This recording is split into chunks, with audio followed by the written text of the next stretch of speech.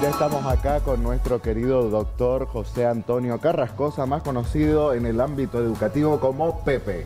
¿Cómo está, Pepe? Bien, buenos días, Germán. Acá me decía, pero faltan las sopaipillas. ¿Cómo que no hay Claro, sopaipillas acá en Cultura Inquieta? entre las cosas, a las señoras, en vez de pasando el lampazo con poncho, tomando mate con sopaipilla, lo mejor, digamos. En una de esas sí hay más de una señora haciendo sopaipillas. Así que si hay alguna vecina por acá puede quedar bien con el programa. Con el segmento de educación también. También. Puede llevarse una fuentecita con sopaipillas para la casa. Exacto. Muy bien. Hoy tenemos un temón. Educación y la cuarta generación. Y la cuarta revolución. Revoluciones, sí. No generación, revolución. Y la cuarta revolución. ¿Quién está revolucionado? Bien, vos sabés que la vez pasada una colega me manda un mensaje diciendo que había visto el programa, que le había gustado, también doctora en educación, y me compartió un material que ella tenía, y dentro de ese material me llamó mucho la atención algo que ella presentaba, la doctora Adriana Masachesi las 4 revoluciones en la educación, y me gustó porque lo podía usar como hincapié para el tema, continuando con lo que habíamos conversado en el programa pasado. Y resulta que hay unas autoras que se llama Basarra y Casanova, que plantean que la educación ha pasado por 4 revoluciones, o hay 4 revoluciones que han afectado a la educación. Ah, bien. La primera de estas revoluciones fue la aparición de la escritura, ¿no? Porque sí, es claro. lo que posibilitó que el conocimiento pudiera como y quedar sea más cercano a toda la gente, ¿no? La segunda revolución fue la imprenta, porque ya con eso se comenzaba como a expandir un poco más. La tercera revolución era la tecnología, o ha sido la tecnología, como la tecnología, digamos, ha ayudado a que el conocimiento se expanda mucho más. Y más nosotros ahora, ¿no? Con pandemia, que fue como un empujón de golpe. Exactamente, pero estas autoras hacen, digamos, hincapié en otra cuarta revolución, que es un poco, digamos, cuando uno la escucha así como sorprendente, que es la desaparición de la escuela, ¿sí?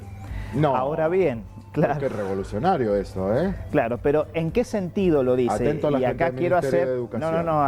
Acá hay que hacer una aclaración. ¿En qué sentido la desaparición de la escuela?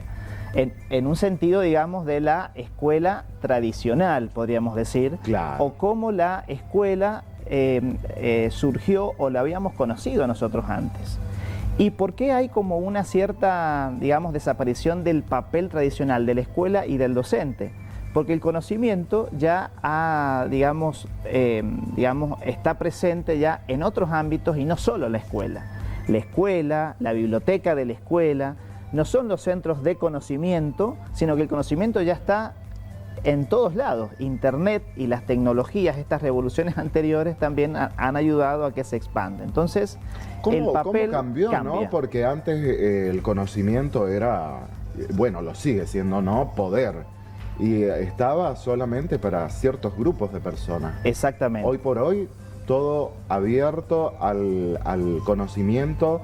Es muy cercano el conocimiento a toda la gente a través de las nuevas tecnologías. Así que bueno, creo que tiene que ver esto, ¿no? Exactamente, es, digamos, un cambio en el paradigma de cuál es el rol y el papel de la escuela. No puede desaparecer, y esto lo vuelvo a repetir, no puede desaparecer porque es una institución fundamental, ¿no? Pero sí, digamos, hay una gran transformación, ¿no? Y ¿qué tiene que ver con lo que habíamos hablado en el programa anterior? No sé si vos te acuerdas que habíamos hablado de un autor que se llamaba Francisco Altarejo, que decía que la educación era una acción recíproca, y habíamos hablado de la reciprocidad. Sí. Bueno, si uno continúa con el concepto de este autor, él habla de una acción recíproca de ayuda, ¿sí? ¿Y por qué de ayuda? Y acá me gustaría como detenerme en esta palabra. Y acá tiene y se relaciona con esto de la cuarta revolución. Porque en realidad el protagonismo en la educación no está en el docente, sino está en el educando. El educando es quien realiza el proceso de aprendizaje. El docente puede llevar la mejor clase preparada. Y en esto hay como también, ¿no?, una visión muy nueva, ¿no? Exactamente. Porque siempre se ha considerado que las mejores cátedras son dadas por un docente de años y hoy por hoy resulta que el hincapié está dado en el alumno. A ver, el docente, la experiencia y su preparación son fundamentales, ¿no? Pero el proceso formativo depende también del estudiante. Por eso el papel del docente hoy en día es ser ayuda, es ser mediador con el conocimiento. Ya no es el poseedor del conocimiento, por eso ese cambio de rol, sino que es el mediador del conocimiento. Bien, bien. ¿No?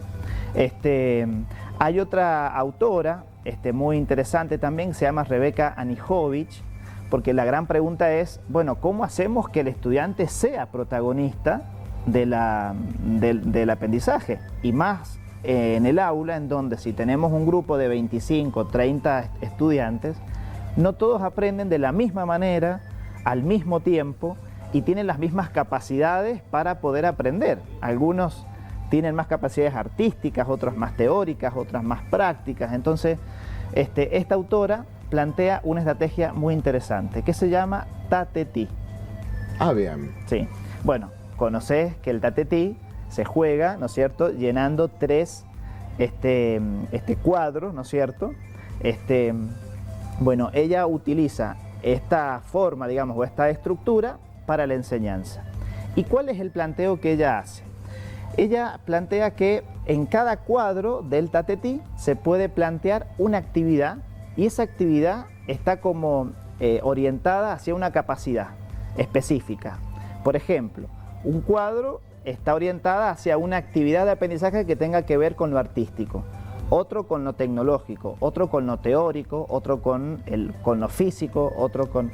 Y así va como, digamos, colocando diferentes opciones. Y el estudiante tiene que elegir por qué cuadros pasar. O sea, aquí se le da, digamos, de alguna manera la posibilidad para que el estudiante pueda, dentro de sus capacidades, poder ir como desarrollando un interés propio, ¿sí? Siempre y cuando, y acá hay una condición que lo plantea también la autora de esta estrategia, es que todos tengan que pasar por un cuadro que puede ser el cuadro del centro. Y en el centro hay una problemática a resolver. Te cuento un ejemplo, digamos, bien en concreto.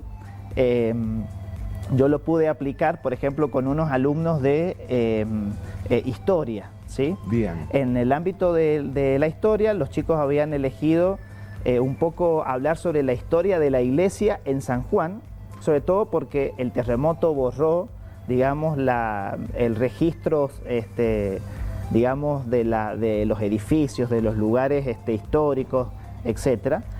Entonces la idea era un poco recuperar la historia. Entonces armamos un tatetí en donde en el medio la tarea que todos tenían que hacer era armar una aplicación que pudiera servir para hacer una especie de turismo religioso, ¿sí? Bien.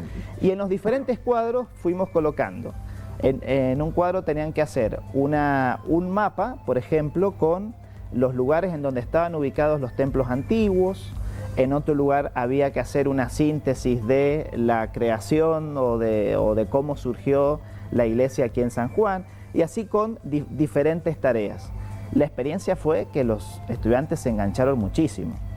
Por supuesto que estas formas de trabajar no implican que todos tengamos que hacer de esta manera, ¿no? Y verlo todo el año de esta manera, pero son estrategias que hay que ir de vez en cuando tomando, que nos ayudan justamente a que el estudiante tome esta participación y el docente se convierte en esa ayuda o en ese soporte, ¿sí? En este rol, digamos, que hay que repensar nuevamente, ¿no? Muchas veces se ha hablado de malos alumnos o malos docentes. ¿Qué sería hablar en este caso cuando no hay un aprendizaje a fondo, digamos? Y lo que pasa es que el aprendizaje, como tiene que ver con toda la persona, hay varios factores que pueden afectar. Obviamente que el factor emocional afecta, el factor social afecta, el factor cultural también. O sea, hay estudiantes que están atravesados por diferentes problemáticas y eso de alguna manera obstaculiza, ¿sí?, el aprendizaje. Yo siempre les digo a mis alumnos, cuando ustedes vayan a dar clase, no van a tener cerebros sentados, van a tener personas. Personas con realidades. Con realidades que a lo mejor tuvieron algún problema, se pelearon con su pareja o tienen algún problema económico o no comieron ese día y tienen hambre. Digo, ¿quién puede hacer una actividad con hambre o quién puede hacer una actividad, digamos, con algún tipo de preocupación, ¿no? Por eso es tan importante que hoy en día también está muy extendido el tema de la educación emocional, por ejemplo, ¿no? Porque también son diferentes factores que afectan al estudiante. Lo mismo le pasa al docente. El docente no es un superhéroe que no tiene ningún problema, y llega, digamos, ni con tiene todo, todas las ¿no? respuestas. Ni tiene tampoco nunca todas las respuestas. Así que, digamos, la clave es tener en cuenta siempre que la educación tiene como diferentes aspectos a tener en cuenta, ¿no? Excelente. Muchísimas gracias, José Antonio Carrascoso. Por favor. Nos vemos la próxima, no sé si ya vamos a preparar algún tema. Y aprovechamos para enviarle un saludo enorme a Gabriel Aravena, Sí. doctora Gabriel Aravena, que ha tenido un inconveniente, pero bueno, ya está bien. Le mandamos la cercanía, sí, él está bien. Un abrazo gigante y un beso también. Bueno, nos vemos la próxima. Muchas gracias, doctor Germán. Pepe. Bueno, muchas gracias. Nos vamos al corte, ya volvemos con más Cultura Inquieta.